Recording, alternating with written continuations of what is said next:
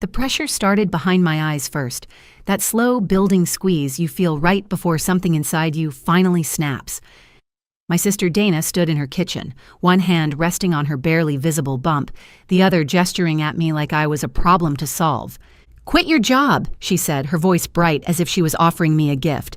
"Focus on the kids full time, and we need $300 a month for rent. It's only fair, 3 years." 3 years of waking at 5:30 a.m. to wrangle her 4 children. 3 years of packing lunches, driving carpools, mediating fights over Pop-Tarts while she worked nights and slept through mornings. 3 years of draining my savings, every cent from my failed bakery, on their school supplies, their doctor visits, their lives. And now she wanted me to quit my only income, pay her for the privilege, and raise a 5th child that wasn't mine. The fluorescent light above the sink flickered once, casting Dana's face in brief shadow. In that moment of stuttering light, I saw her clearly. Not my older sister, not family, but a woman who had mistaken my love for limitless tolerance. "No," I heard myself say. "My name is Brianna. I'm 26, a failed bakery owner turned coffee shop barista, turned design student running on 4 hours of sleep. This is the story of how I stopped raising someone else's family and finally started building my own life." Dana's boyfriend Marcus leaned against the counter, arms crossed, that familiar smirk pulling at his mouth. "Come on, Bree, we're swamped at work with the baby coming." I said no.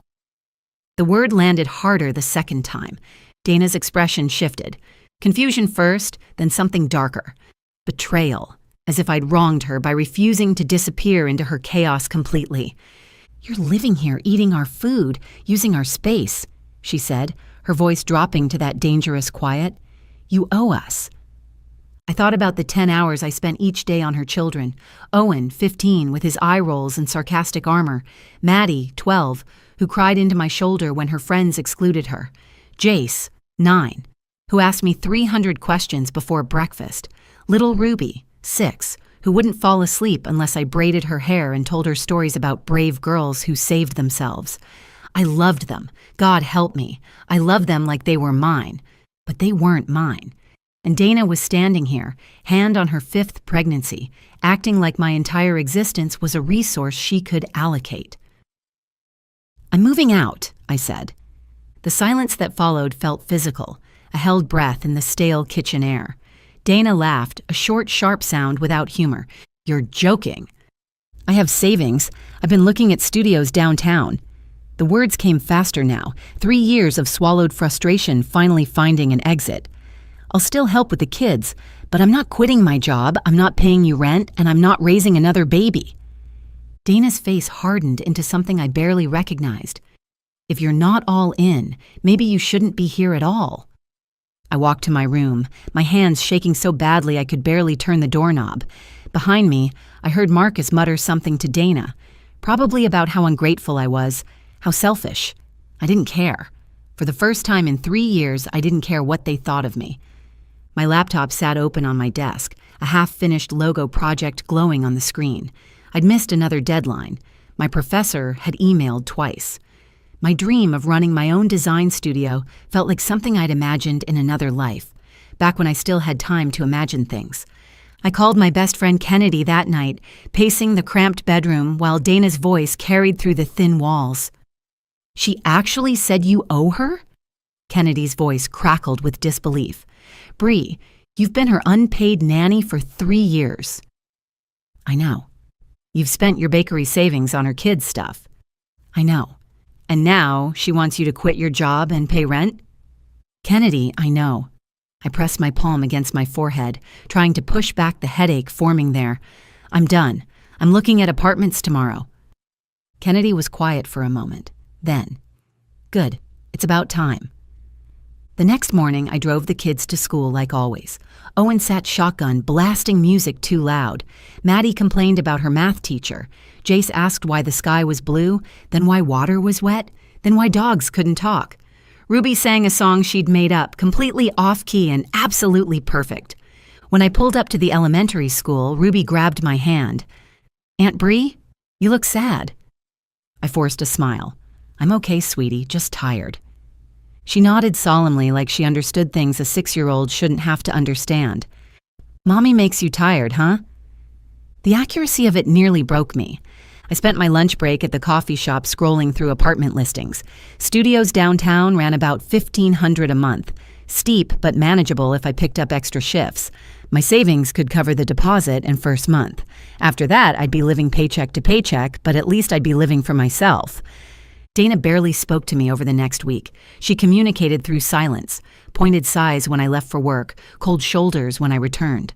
Marcus followed her lead, disappearing to the garage whenever I entered a room. The kids noticed. Owen started intercepting fights between his siblings before I had to. Maddie asked quietly if everything was okay. Changes are coming, I told her, but I'm not going anywhere, not really. She didn't look convinced. I found a studio near downtown with windows facing a small park. Standing in the empty space, I could almost hear the absence of chaos. No cartoon blaring from the TV, no kids screaming about whose turn it was, no Dana demanding more, just silence and possibility. I'll take it, I told the landlord. Telling the kids was harder than I expected. Owen's jaw tightened when I explained I was moving out. Because of Mom, he said. Not a question. I need my own space, but I'm still here for you guys. Always. Maddie cried. Ruby asked if she could come live with me. Jace looked confused, like the concept of adults needing their own lives hadn't occurred to him yet. Who's going to help with my homework, he asked. I will, just differently. The night before I moved, I sat Owen down and walked him through the basics. How to start the washing machine where Dana kept the grocery money, what to do if Ruby's asthma flared up. He took notes in his messy handwriting, shoulders hunched like he was accepting a weight he shouldn't have to carry. She's supposed to do this stuff, he said quietly. Mom, I know.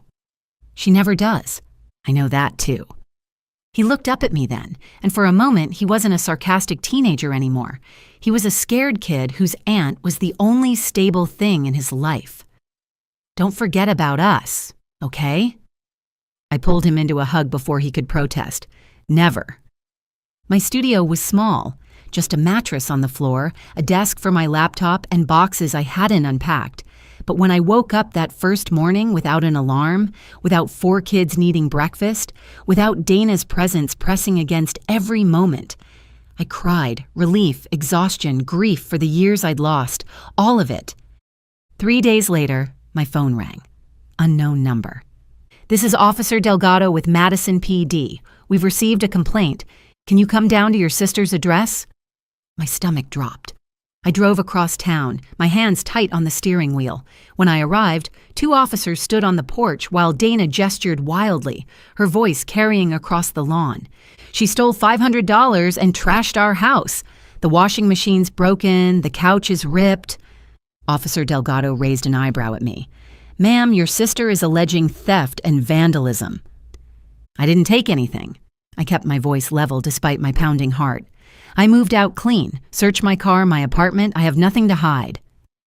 The second officer, a woman with short gray hair, examined the allegedly damaged couch. This tear isn't recent. There's old staining underneath. She moved to the washing machine, checking the connections. Loose wire. Could be wear and tear. Dana's face reddened. She knew where the money was. Mom. Owen's voice cut through the chaos. He stood in the doorway, arms crossed, wearing an expression I'd never seen on him before. Something between fury and exhausted resolve. Mom's lying, he said flatly. That couch has been ripped since last summer. Jace spilled juice on it and tore it trying to clean it up. The washing machine broke weeks ago because Mom overloaded it. And the money? He laughed bitterly. She spent it on groceries and lottery tickets. I watched her do it. Dana's mouth opened, closed, opened again. No sound came out. Officer Delgado's pen hovered over his notepad. So there's no theft, no recent damage. None. Owen's gaze fixed on Dana. Aunt Bree's been more of a parent than either of you. She paid for our stuff with her own money. She drove us everywhere. She helped with homework every single night while you slept or worked or whatever. And now you're trying to get her arrested because she finally stopped letting you use her? The silence that followed was devastating. Dana turned to me, and for one moment I saw something crack behind her eyes. Recognition, maybe, or shame. Then her face hardened again.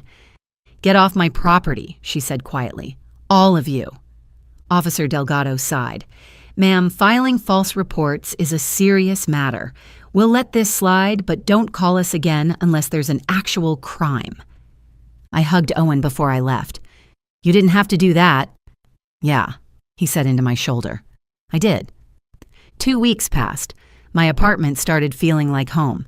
I picked up extra shifts, submitted my late design projects, slowly rebuilt the discipline I'd lost during 3 years of chaos. Kennedy came over with wine and helped me hang curtains. I started sleeping more than 4 hours a night. Then Owen called. "Mom's in the hospital, something with the pregnancy. The doctors say she needs bed rest, like months of it." His voice shook. "Maddie's crying. Ruby won't stop asking for you. I don't know what to do." I closed my eyes. Every instinct screamed at me to stay away. Dana had tried to destroy me, had literally called the police with false accusations. She didn't deserve my help, but Owen's voice, Maddie's tears, Ruby's tiny hand squeezing mine at school, drop off. They weren't Dana. "I'll be there tomorrow," I said, "Yama, but I have conditions." The next morning, I walked into Madison General and found Dana's room. She lay pale against white sheets, monitors beeping steadily. Marcus had made himself scarce. No surprise there. "I'll help with the kids," I said, standing at the foot of her bed. 3 months until you deliver and recover. But I keep my job.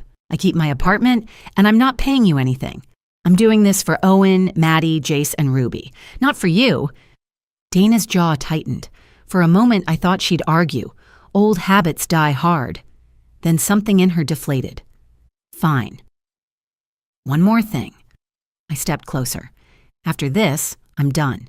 You find childcare, you figure out your life, and you stop treating me like I exist to solve your problems.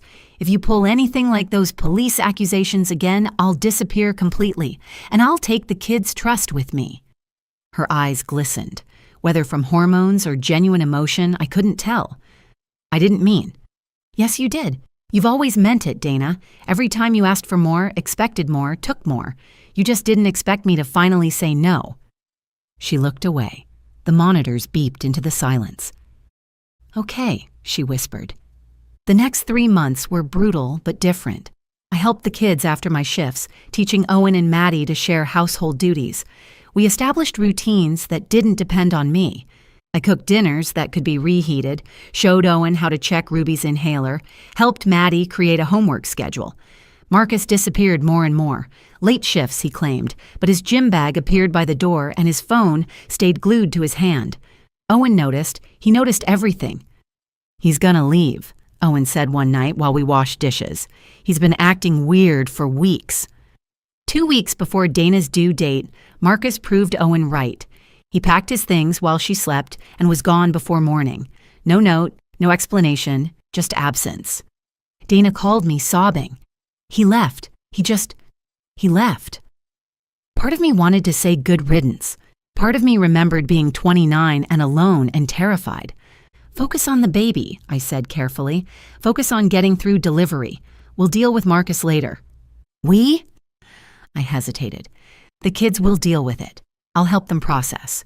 But Dana, this isn't my crisis to fix. You understand that, right?" Silence stretched between us. "Yeah," she finally said, "I understand." Dana delivered a healthy boy in early March. I visited the hospital once, held my new nephew briefly, and felt nothing of the obligation that had trapped me before. He was cute. He was Dana's responsibility. The day she came home, I helped Owen carry groceries in, then stood in the doorway one last time. "I'm done," I said. "I love those kids, but I can't keep being your backup plan. They have my number. Kennedy's going to help coordinate visits. But I need to build my life now, Dana, the one I put on hold for 3 years. Dana sat on the worn couch, the baby fussing in her arms, dark circles under her eyes. Without Marcus, without me, without the support system she'd assumed would always be there. She looked smaller somehow, diminished. "I know I wasn't." She stopped, swallowed. "I know I wasn't fair to you. I kept thinking you'd always be there, like you didn't have your own stuff going on." It wasn't an apology, not really, but it was the closest Dana had ever come to acknowledging what she'd done. "I did have stuff going on," I said quietly. I just stopped letting myself want it. She nodded, not meeting my eyes. The baby squirmed. The kids are gonna miss you. I know, I'll miss them too. I picked up my bag. But I'll miss them from my own apartment, with my own life, building my own future. That's the difference. I walked out without looking back. Kennedy set up a system. Video calls twice a week, occasional weekend visits supervised by her rather than Dana. Since she coordinated the visits and often chatted with the kids, she picked up bits and pieces about how things were going at home. I sent $50 a month for school supplies and whatever the kids needed. Owen texted me pictures of his math tests. Maddie sent drawings. Jace called to tell me about his science projects. Ruby still asked for bedtime stories over the phone, and I told them every time, making up adventures about brave girls who learned that saving yourself wasn't selfish. My freelance work picked up. A classmate connected me with a small business needing a logo. That job led to another, then a website redesign for a cafe downtown. By summer, I had 4 steady clients and enough income to quit the coffee shop entirely. The first time I deposited a check larger than my old weekly wages, I sat in my car and cried. Not from exhaustion this time, from something that felt terrifyingly like hope. Kennedy gave me updates on Dana when I asked. Marcus had moved out of state. Owen mentioned Dana was working with a lawyer about child support, but nothing had come through yet. The call center let her go. Too many missed shifts during recovery. Her neighbors stopped coming around. The house grew quieter, emptier, without Marcus's presence or mine to fill it. "She's struggling," Kennedy reported one afternoon. "I know." "She's been asking about you. Says you owe her for everything she did." I laughed. A real laugh, the kind I hadn't managed in years. She can keep asking. My studio walls were covered in mood boards now, color swatches and logo sketches and client feedback. I'd hung Maddie's drawings next to my professional work, a reminder of what I was building and who I was building it for. Not Dana, not obligation, not guilt, just me. Finally, impossibly, me. Last month, a Madison startup hired me to design their entire marketing campaign. The project took 6 weeks of late nights and endless revisions, but when I submitted the final files and saw the payment hit my account, I felt something I'd almost forgotten existed. Pride. Real. Earned. Mine. Owen called that evening. He's 16 now, taller than me, still carrying too much weight on his shoulders, but his voice has changed, steadier somehow, less angry. "Mom's doing better," he said. "She actually cooked dinner last week, like real food. It was weird." Weird good or weird bad? Weird. Good, I guess. Different. That's something. He was quiet for a moment. Then, "Aunt Bree, thanks for leaving." I blinked. "What?" "I mean, thanks for not staying forever, for showing us that you can love people and still choose yourself." He paused. "I've been thinking about that a lot, about how you could have just kept doing everything for us, but you didn't. You left, and we figured it out." My throat tightened. "You guys figured it out because you're incredible kids." "Yeah, well," I could hear his shrug. "We had a good teacher." After we hung up, I sat at my desk staring at my laptop screen where a new logo glowed. Sleek, bold, exactly what the client wanted. 3 years ago, I was folding someone else's laundry at midnight, too exhausted to even dream. Now I had clients, savings, a lease with my name on it, and a nephew I could love from a healthy distance. Dana still texts sometimes. Short messages, weirdly polite, like she's not sure how to talk to me anymore. I respond when I feel like it. I don't when I don't. The guilt that used to crush me, it's quieter now, not gone. I don't think it ever fully goes, but quieter. Because here's what I finally learned. You can love people completely and still refuse to disappear into their needs. You can help without drowning. You can choose yourself without being selfish. And sometimes the best thing you can teach the people you love is how to survive without you. Before you go, here's a quick bonus for sticking around. If you love learning and growing like I do, you need to try audiobooks. I've got an exclusive deal with Audible. Your first month is completely free. That's access to over 500,000 titles, zero cost to you. All the details are waiting in the description. Don't miss this one.